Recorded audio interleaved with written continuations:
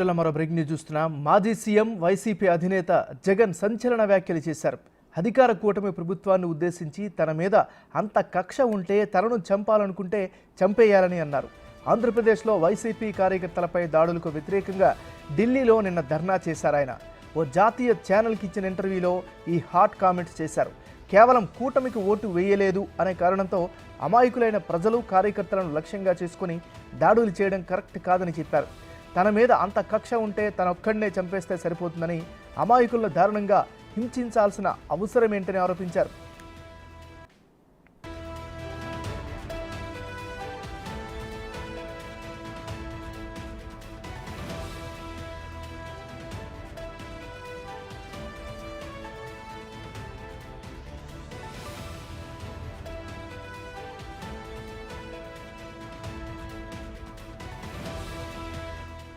ఇక వైఎస్ జగన్మోహన్ రెడ్డి చేసినటువంటి ట్వీట్ని కనుక ఒకసారి పరిశీలిస్తే, నన్ను చంపాలనుకుంటే చంపేయండి, అంతేగాని మీకు ఓటు వేయలేదు అనే కారణంతో అమాయకులైన ప్రజలు కార్యకర్తలను లక్ష్యంగా చేసుకుని ఇలా దాడులు చేయడం కరెక్ట్ కాదంటూ వైఎస్ జగన్మోహన్ రెడ్డికి సంబంధించిన ట్వీట్ మనం చూస్తున్నాం. బిగ్ టీవీ స్క్రీన్ పైన వైఎస్ఆర్ కాంగ్రెస్ పార్టీ అఫీషియల్ పేజ్లో ఈ ట్వీట్ అయితే కనిపిస్తుంది. నన్ను చంపాలనుకుంటే చంపేయండి, అంతేగాని మీకు ఓటు వేయలేదు అనే కారణంతో అమాయకులైన ప్రజలు కార్యకర్తలను లక్ష్యంగా చేసుకుని ఇలా దాడులు చేయడం కరెక్ట్ కాదంటూ వైఎస్ జగన్మోహన్ రెడ్డికి సంబంధించినటువంటి ట్వీట్ అయితే కనిపిస్తోంది.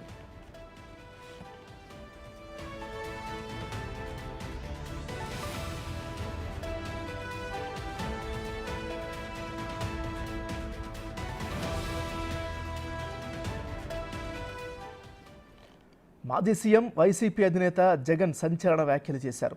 అధికార కూటమి ప్రభుత్వాన్ని ఉద్దేశించి తన మీద అంత కక్ష ఉంటే తనను చంపాలనుకుంటే చంపేయాలని అన్నారు. ఇక ఇదే అంశానికి సంబంధించి మరింత తాజా సమాచారం అందించేందుకు మా associate input editor Ganesh Lalu సిద్ధంగా ఉన్నారు. గణేష్, చెప్పండి, జగన్ చేసినటువంటి వ్యాఖ్యలు, ట్వీట్ని ఎలా అర్థం చేసుకోవాలి ఇప్పుడు ఉన్నటువంటి ఏపీ రాజకీయాల్లో? అంటే దేశ రాజధానిలో జగన్ అంటే వైఎస్ఆర్ పార్టీ అధినేతగా ఉన్న జగన్ నిన్న ధర్నా సందర్భంగా ఆ తర్వాత ఒక మీడియాకి ఇచ్చిన ఇంటర్వ్యూలో ఆయన చేసిన కామెంట్స్ అనేవి చర్చనీయాంశంగా మారాయి. ఎందుకంటే ఇంతవరకు చాలా వరకు తమ కార్యకర్తలను హత్యలు చేస్తున్నారు, లేకపోతే రాజకీయ హత్యలు జరుగుతున్నాయి అనేది ఒక కీలకంగా జరుగుతున్న చర్చ నేపథ్యంలో ఇప్పుడు ఆయన నేరుగా నన్ను చంపాలనుకుంటే నన్ను చంపండి, లేదనుకుంటే మీరు ఇలాగా ఓటు వేయలేని కార్యకర్తలకు కావచ్చు, లేకపోతే ప్రజలకు కావచ్చు, లేకపోతే మిగతా వాళ్ళని కావచ్చు టార్గెట్గా చేసుకుని ఇలా హత్యా రాజకీయాలు చేయడం కరెక్ట్ కాదనేది ఆయన ఆ మీడియా ఎదుటి చేసిన కామెంట్స్ అనేవి ఇప్పుడు ఎక్స్లో వైసీపీ అధికారికంగానే దాన్ని ప్రకటించింది. అంటే పూర్తిగా ఒక పార్టీ స్టాండ్ లాగా దీన్ని తీసుకుని ప్రకటించినట్లుగా మనకు కనిపిస్తుంది. అంటే అత్యంత కీలకంగా చూడాల్సిన వ్యాఖ్యలుగా మనకు కనిపిస్తున్నాయి. ఒక రాజకీయ పార్టీ అనేది తన వ్యాఖ్యలు చేసిందంటే దానికి పూర్తిగా కట్టుబడి చేయాల్సిన అవసరం ఉంది. అయితే దీనిపైన భిన్న కథనాలు, అంటే ఆంధ్రప్రదేశ్ రాష్ట్రంలో ఎన్డీఏ ప్రభుత్వం ఏర్పడిన తర్వాత తెలుగుదేశం, జనసేన, బీజేపీ కూటమి ఏర్పడిన తర్వాత జరుగుతున్న ఏవైతే ఘటనలు ఉన్నాయో ఈ ఘటనల్ని పూర్తిగా ఒక పార్టీ వైపు దాన్ని తీసుకెళ్తూ ఒక పార్టీ కక్షగట్టి ఇంకో పార్టీని రాజకీయంగా హతమార్చడానికి ప్రయత్నం చేస్తుందని ఏదైతే వ్యాఖ్యలు ఉన్నాయో దాన్ని ఇప్పటికే పోలీసులు అనేది వాళ్ళు ఒక అధికారికంగా హోమ్ మినిస్టర్ కూడా దీనిపైన కామెంట్ చేశారు. మరోవైపు పోలీసు డిపార్ట్మెంట్ దీనిపైన పూర్తిగా జరుగుతున్న హత్యలపైన ఒక అంటే వివరణ లాంటిదే కావచ్చు, కానీ ప్రజలకు వాస్తవాలు చెప్పే ప్రయత్నంలో భాగంగా వాళ్ళు చేసిన ప్రయత్నం ఒకటి మనం దాన్ని పరిశీలించాల్సిన అవసరం ఉంది. ఎందుకంటే జరిగిన హత్యలు అంటే ప్రభుత్వం జూన్ 4 నుంచి 31 వరకు, అంటే జూలై 22 వరకు, అంటే జూన్ 4 నుంచి 22 వరకు జరిగిన ఏవైతే ఘటనలు ఉన్నాయో ఈ ఘటనలపైన ఒక పూర్తి స్థాయిలో ఒక నివేదిక లాంటి దాన్ని ప్రకటించారు. ఈ ప్రకటనలో మనం తీసుకుంటే దాదాపుగా రాష్ట్రంలో రాజకీయ పరంగా జరిగిన హత్యలు కేవలం 4 మాత్రమే అనేది పోలీసులు ప్రకటించినవి. ఇందులో ఆశ్చర్యంగా మనం చూడాల్సింది దాదాపు 3 టీడీపీ వ్యక్తులు మరణించారు. ఈ రాజకీయ హత్యలో ఒక్కరు మాత్రమే వైసీపీకి చెందినవారు అనేది పోలీసులు స్పష్టంగా చెప్పారు. ఇందులో అనంతపురం జిల్లాలో 2 హత్యలు, గుంటూరులో 1, కర్నూలులో 1 జరిగినట్లుగా ఈ 4 హత్యలకు సంబంధించి రాజకీయ హత్యలుగా పోలీసులు దీన్ని డిక్లేర్ చేశారు. అంటే రాజకీయ హత్యలుగా జరిగిన వాటిలో కేవలం తెలుగుదేశం పార్టీ మాత్రమే నష్టపోయింది, మరోవైపు వైసీపీకి చెందిన వారు ఒక్కరు మాత్రమే అనేది పోలీసులు ప్రకటించారు. మరోవైపు ఇతర కక్షల నేపథ్యంలో, అంటే అవి పాత కక్షలు కావచ్చు, లేకపోతే భూ వివాదాలు కావచ్చు, లేకపోతే ఇలాగ అనేక ఆవేశాలతో జరిగిన హత్యలు కావచ్చు, ఈ గొడవల్లోన జరిగిన హత్యల్లో దాదాపు ఒక మూడు రెండు హత్యలు కనిపిస్తున్నాయి. ఇందులో దాదాపుగా సత్యసాయి జిల్లాలో ఒకటి, మరోవైపు పల్నాడు జిల్లాలో ఒకటి కూడా జరిగినట్టు. ఈ ఇద్దరు కూడా వైసీపీకి చెందిన వారుగా, అంటే వాళ్ళు సభ్యత్వం ఉన్న వాళ్ళు కావచ్చు, లేకపోతే పార్టీలో కీలకంగా తిరుగుతున్న వాళ్ళు కావచ్చు. ఇవి జరిగింది పాత కక్షలతో వాళ్ళ స్నేహితులుగా ఉన్న వాళ్ళు, కుటుంబ సభ్యులు ఇలా జరిగిన హత్యలుగా పోలీస్ డిపార్ట్మెంట్ ప్రకటించింది. అయితే వైసీపీ దీన్ని పూర్తిగా ముందు నుంచి కూడా ఇవన్నీ కూడా రాజకీయ టార్గెట్గా చేస్తూ వైసీపీని అంతమొందించే ప్రయత్నంలో భాగంగా హత్యలు జరుగుతున్నాయనేది చెప్పింది. ఏపీలో ఇప్పటికే 31 రాజకీయ హత్యలు జరిగాయనేది కీలకంగా ఆ పార్టీ అధినేత వైఎస్ జగన్మోహన్ రెడ్డి చెప్తున్నారు. దీనికి ముందుగా ఆజ్యం పోస్తూ వైసీపీ ఎంపీ మిథున్ రెడ్డి పార్లమెంటులోనే దీన్ని మేము చర్చిస్తామనేది ఒక కీలకమైన చర్చగా ఆయన తీసుకొచ్చారు.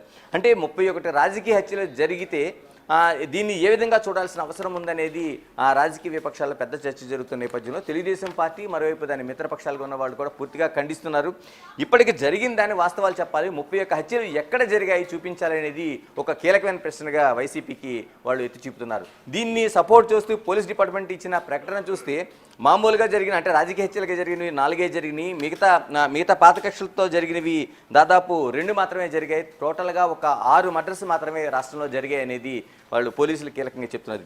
ఈ అంశాలను తీసుకుంటే ఇప్పుడు పూర్తిగా ఢిల్లీకి మకా మార్చారు, కేంద్ర ప్రభుత్వం పైన ఒత్తిడి తీసుకొచ్చే ప్రయత్నం చేస్తున్నారు. మరోవైపు రాష్ట్రపతికి కూడా దీనిపైన, ఈ జరుగుతున్న హత్యలపైన చర్చ జరిగేలా చూడాలి, దేశవ్యాప్తంగా చర్చ జరగాలనేది ఒక అంశంగా వైసీపీ తీసుకెళ్తుంది. ఇందులో భాగంగానే నిన్న ఢిల్లీలో జరిగిన ఒక ఏదైతే ఆందోళన ఉందో దీనికి దాదాపుగా తెలుగుదేశం, అంటే ఎన్డీఏకి వ్యతిరేకంగా ఉండే, తెలుగుదేశం మనం జనసేన చెప్పాల్సిన అవసరం లేదు, కానీ ఎన్డీఏకి వ్యతిరేకంగా ఉండే కూటమిలో సభ్యులను కూడదీసే ప్రయత్నం అయితే ఇక్కడ జరిగింది. దాదాపు 8 పార్టీలకు చెందిన సభ్యులతో ఒక ధర్నా చేశారు వైఎస్ జగన్. దీంట్లో అఖిలేష్తో పాటు మరోవైపు సంజయ్ సౌరి, ఇలాగా శివసేన చెందిన ఆమ్ ఆద్మీ, ఇలాగా అనేక మంది దీంట్లో పాల్గొన్నారు. ప్రధానంగా రాజకీయ కక్షలకు పూర్తిగా వ్యతిరేకంగా ఉండాల్సిన అవసరం ఉంది, ఇటువంటి హత్యలు కాదనేది ఖండించారు. కాకపోతే వాస్తవంగా నిజంగా ఆంధ్రప్రదేశ్ రాష్ట్రంలో జరిగిన హత్యలు అనేది ఇప్పుడు అసెంబ్లీ జరుగుతుంది కాబట్టి దీనిలో కీలకంగా చర్చ జరిగే అవకాశం ఉంది. దీనిపైన ఒక శ్వేతపత్రం కూడా విడుదల చేసే అవకాశం ఉంది. ఎందుకంటే పోలీసులు ఇప్పటికే దీన్ని దాదాపుగా జరిగిన హత్యల్లో కేవలం 6 మాత్రమే, అందులో 4 రాజకీయ హత్యలు, అందులో తెలుగుదేశం పార్టీ వాళ్ళే 3 ఉన్నారు, 1 వైసీపీ ఉంది. ఇతరితర గొడవల్లో ఉన్న కక్ష సాధింపులో ఇతరితర ఏదైతే ఉన్నాయో క్షణికావేశంలో జరిగిన గొడవల్లో 2 వైసీపీ నష్టపోయారు. అంటే సమానంగా 6 హత్యలో 3 వైసీపీకి చెందిన వారు, మరో 3 టీడీపీకి చెందిన వారుగా పోలీసులు లెక్కలు తేల్చుతున్నారు. ఏదేమైనా ఇది జగన్ చేసిన మంత్రి పయ్యావుల కేశవ్ కూడా ఒక సవాల్ విసిరారు, మాట్లాడారు. వీలైతే దీనిపైన శాంతి భద్రతలపై మీకు ఏమైనా ఇబ్బందులు ఉంటే అసెంబ్లీలో చర్చించండి, వెల్కమ్ అని చెప్పారు. దీనిపైన ఏమైనా వైసీపీ స్పందించే అవకాశం ఉందా? ఖచ్చితంగా. ఇప్పటికీ పయ్యావుల కేసులో ప్రకటన ముందే హోమ్ మినిస్టర్గా అనిత కూడా ఆవిడ చేసిన ప్రకటన ఎక్కడ జరిగాయి అనేది ఖచ్చితంగా స్పష్టంగా చెప్పండి. ఏదో రాజకీయంగా ఒక కక్ష ధోరణితో, అంటే తెలుగుదేశం పార్టీలో లేకపోతే ఎన్డీఏ పార్టీలో టార్గెట్ చేస్తూ చేసిన వ్యాఖ్యలుగా చూడాల్సిన అవసరం లేదు. మీరు ఖచ్చితంగా ఎక్కడెక్కడ జరిగినాయి, ఎన్ని జరిగినాయి చెప్పాల్సిన అవసరం ఉంది. ఎందుకంటే కీలకంగా తాము ఒక నోట్ రిలీజ్ చేశాం కాబట్టి ఏదైతే అంటే జూన్ 4 నుంచి 22 వరకు జరిగిన ఏదైతే ఒక శ్వేతపత్రం లాంటిది పోలీసులు రిలీజ్ చేశారు కాబట్టి జరిగిన 6 హత్యల్లో 2 మామూలు కక్షపూరితంగా ఉన్న 4 రాజకీయ కక్షలు జరిగినవి. సమానంగా తెలుగుదేశం పార్టీ కావచ్చు, వైసీపీ కావచ్చు నష్టపోయాయి అవన్నీ అని చూడాల్సిన అవసరం ఉందని ముందే హోమ్ మినిస్టర్ ప్రకటించారు. దీన్ని సరిచేస్తూ పయ్యావుల కేసులు చేసిన ప్రకటన ఇప్పుడు ఏదైతే నిన్న జగన్ చేసిన వ్యాఖ్యల తర్వాత ఆయన చేసింది అసెంబ్లీలో చర్చకు రావాలనేది. నిజంగానే ఇప్పుడు ఒక డెమోక్రటిక్గా ఉన్నది అసెంబ్లీలోనో పార్లమెంట్లోనో చర్చ జరగాలి. మిథున్ రెడ్డి కూడా పార్లమెంట్లో చర్చిస్తామన్నారు కాబట్టి ముందుగా జరుగుతున్న అసెంబ్లీలో దీనిపైన చర్చ జరగాల్సిన అవసరం ఉంది. ఎందుకంటే అధికార పార్టీ కూడా తెలుగుదేశమే దీన్ని ఆహ్వానించడంతో, ఒక మంత్రిగా ఆహ్వానించడంతో ఒక కీలకమైన వ్యాఖ్యలుగా దీన్ని చూడాల్సిన అవసరం ఉంది. మరి దీనికి వైసీపీ ఏ విధంగా చూస్తుంది అంటే వైసీపీ ఒక రోజు ముందు రోజు తప్ప తర్వాత అన్ని రోజులకే గైర్హాజరైన పరిస్థితి కనిపిస్తుంది. అటు ఢిల్లీలో ధర్నా కావచ్చు, మిగతా అంశాలు కావచ్చు. మరి ఏదైతే జగన్ ఈ రోజు చేసిన వ్యాఖ్యలు, నిన్న ఒక మీడియా ఎదుటిగా చేసిన వ్యాఖ్యలు, దాన్ని అధికారికంగా ఆ పార్టీ ఓన్ చేసుకున్న పరిస్థితుల మధ్యలో నన్ను చంపాలనుకుంటే చంపండి, ఏదైతే మీకు ఓటు వేయలేని కార్యకర్తలు ఎవరైతే ఉన్నారో వాళ్ళని, ప్రజల్ని ఇబ్బంది పెట్టి హత్యలు చేయడం కరెక్ట్ కాదని ఏదైతే జగన్మోహన్ రెడ్డి చేసిన వ్యాఖ్యలపైన ఖచ్చితంగా అసెంబ్లీలో చర్చ జరగాలని అధికార పార్టీ ఆహ్వానిస్తున్న నేపథ్యంలో ఆ పార్టీ వైసీపీ ఏ విధంగా చూస్తుంది, నిజంగా వెళ్ళి నిజంగా చర్చకు ఒక దాన్ని నోటీస్ ఇచ్చి చర్చలో పాల్గొంటారా, దీనిపైన తీవ్రమైన చర్చ జరుగుతుందా, లేకపోతే కేవలం ఆయన ఇచ్చిన ఆహ్వానాన్ని ఒక రాజకీయ దానిగానే తీసివేసి వైసీపీ తన స్టాండ్ ప్రకారం చేస్తున్న ఏదైతే ఉందో ఆందోళనలు, ధర్నాలు ఈ విధంగా ప్రయాణం చేస్తుందనేది చూడాల్సిన అంశంగా మనకు కనిపిస్తోంది. Thank you Ganesh.